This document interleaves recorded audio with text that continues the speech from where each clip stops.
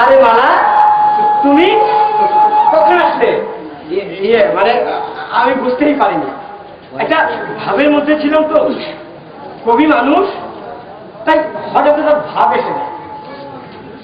ভাব বড় কঠিন জিনিস মালা, একবার এসে পড়লে দুনিয়াদারির কথা কিচ্ছু মনে থাকে না।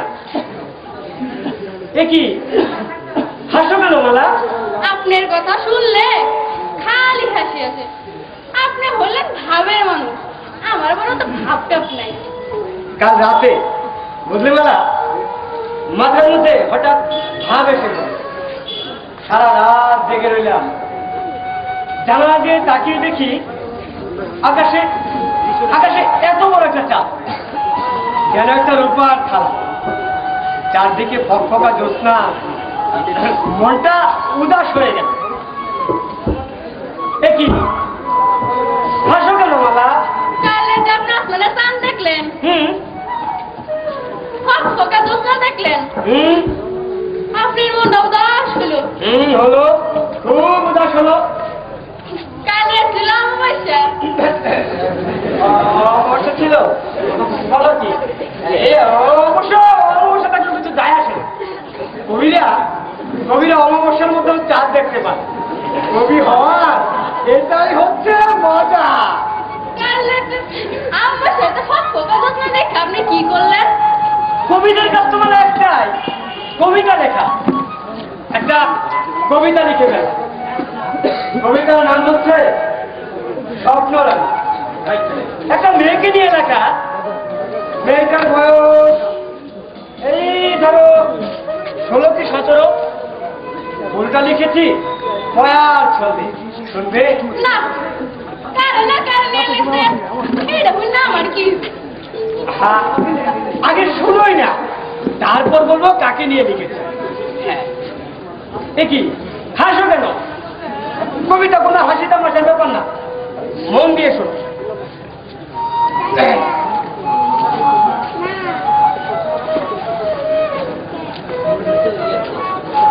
আজি নিশীথে তোমারে পড়েছে মনে, হৃদয়ে যাতনা উঠিছে জাগিয়া ক্ষণে ক্ষণে।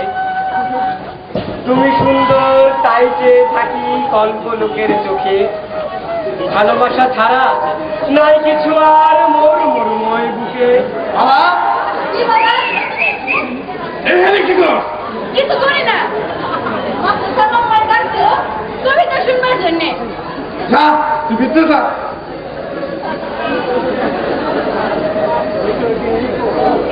মাস্টার জি, তোমার আমি একটা কথা বলি, মন দিয়ে শুনো। আমার 100 বিঘা জমি আছে, মধুবন বাজারে আছে একটা রাইস মিল, নেত্রকোনা আছে 4-4টা টিনের ঘর। আমার ঘরে যাই থাকে এমন বেকুব মাস্টারের কাছে আমি আমার মায়ের বিবাহ দেবো না, বুঝছো? জি বুঝেছি। মালা, মালা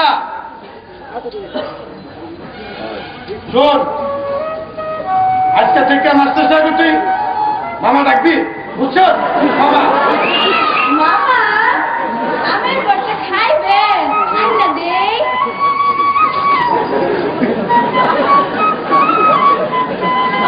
মাস্টার জি, তোমারে বেকুব কইছি, মনে ব্যথা পাও নাই তো? অল্প পেয়েছি, বেশি না, খুবই সামান্য। বেকুব রে বেকুব বলে দোষের কিছু নাই। তুমি হইল 18 না বেকুব। ওই স্কুল হয়ে তুমি 6 বাংলা পতাকা ধরাইলা কোন আসাতে? মানে ওই কিছুদিন পরেই তো দেশ স্বাধীন হয়ে যাবে, যুদ্ধ হচ্ছে, আমরা জিতে যাচ্ছি, মনটাই খুব আনন্দ হলো তাই। যুদ্ধ হইতেছে, তোমরা জিততেছ, তা ওই যুদ্ধটা করতেছে কেনা? তুমি যুদ্ধে গেছো? তুমি যুদ্ধে? জি না। তাহলে মুখে 22 হাত লম্বা কথা বলা তো দরকার না। তোমার মুখটা ছোট, কথা বলবা ছোট ছোট। নান্দা লুড়ে যে মিলিটারি আইছে এই খবর তুমি পাইছো? জি না। তার পয়সা কিনে বৈশা বৈশা তুমি কবিতা লেখো। শুনলাম ইদানিং নাকি আবার গরম গরম টিপাই টাপাই বক্তৃতা দিতেছ।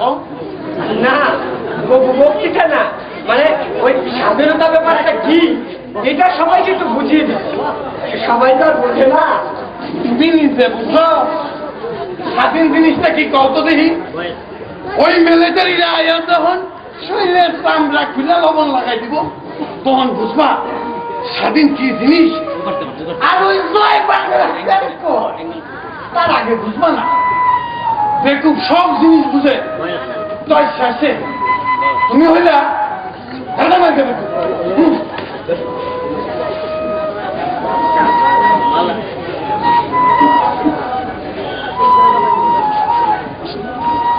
মামা মামা মামা কইছি বললা গোসল হইছেন না বাজান বেদু কইছে এজন্য গোসল হইছেন না, আমি গরিব এটা মুখের উপর বলে দিলেন তো এই জন্য মনটা একটু ইয়ে হয়েছে। কবি মানুষ এই কারণে অল্পতে মনে ব্যথা পাই। তবে তবে আমরা আর গরিব থাকবো না। দেশ স্বাধীন হচ্ছে তো, স্বাধীন দেশে শিক্ষকদের খুব মর্যাদা হবে। কবি লেখক এরা এরা রাজা বাদশাহ সম্মান পাবে। অভাব অনটন কিছুই থাকবে না। বড়ই বড়ই সুখের সময় আমাদের সামনে মালা, বড়ই সুখের সময়। মালা কি বাজান এইখানে কি করো?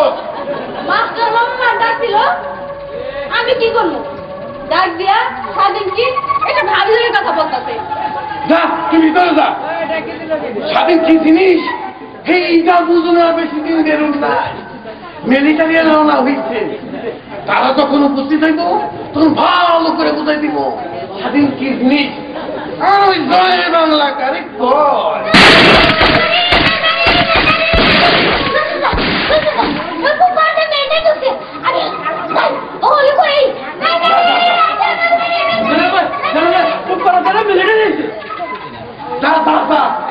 কইলাম না মাস্টার, গরম গরম বক্তৃতা দিও না।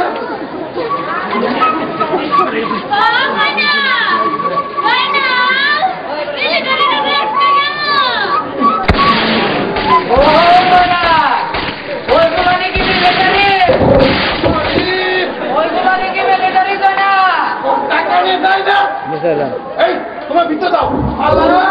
তুই তো তাদের ভিতরে হয়ে যা। কি কথা তো কথা কানে যায় না মাস্টার। তুমি আমার লোক রক্ষা করে শুনে কানাকানি করেন না তো। আমাদের এই কুদ্দুস সাহেব কথা বলবে আপনার মন দিয়ে শুনেন। কানাকানি করেন না তো। শুনে চুপ করে শুনে কুদ্দুস সাহেব আপনি আপনার বক্তব্য বলেন। বাংলাদেশ সবচেয়ে বড় গোষ্ঠী বাংলা